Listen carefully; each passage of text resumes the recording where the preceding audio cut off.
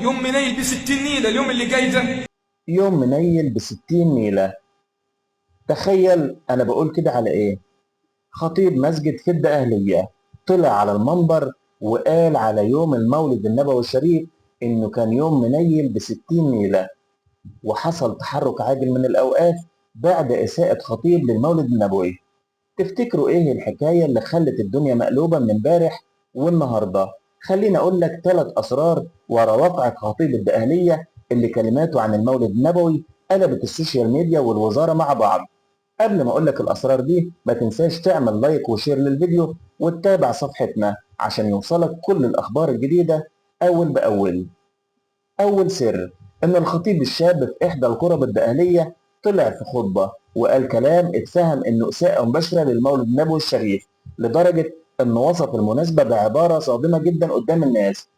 الفيديو انتشر بسرعة الصاروخ على السوشيال ميديا وأثار موجة غضب غير عادية، لأن المصريين بطبعهم بيعتبروا المولد النبوي مناسبة دينية عظيمة مليانة محبة وتقدير للنبي عليه الصلاة والسلام.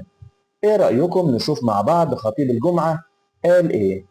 تعالى دلوقتي حلل علينا يوم منيل ب60 نيلة اليوم اللي جاي ده، يقول لك يوم المولد النبوي.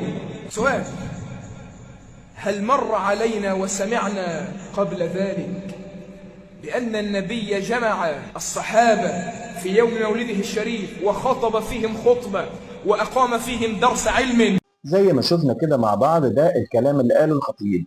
تاني سر بقى، وزارة الأوقاف ما سكتتش. أول ما شافت حجم الغضب الشعبي وكل التعليقات اللي بتطالب بالتحرك كلفت القطاع الديني يتابع الفيديو بدقة ويعملوا تحقيق شامل مش بس إداري لكن كمان فكري. الوزارة وضحت إنها بترفض أي تجاوزات تمس حرمة المناسبة، وأكدت إن اللي قاله الخطيب جهل بمقام النبي عليه الصلاة والسلام وإساءة واضحة لرمزية المولد النبوي الشريف. أما السر الثالث فكان رد فعل الناس. الغضب الشعبي اللي حصل مش مجرد انفعال لحظي لكنه بيوضح قد إيه المصريين بيحبوا النبي صلى الله عليه وسلم ومكانته كبيرة في قلوبهم. آلاف التعليقات على الفيديو كانت كلها بتطالب الأوقاف إنها توقف الخطيب فورا وتحقق معاه عشان ما يتكررش الموقف ده تاني، والوزارة وعدت إنها تعلن نتائج التحقيق للرأي العام أول ما يخلصوا، ضمانا للشفافية وحماية لقدسية المنابر.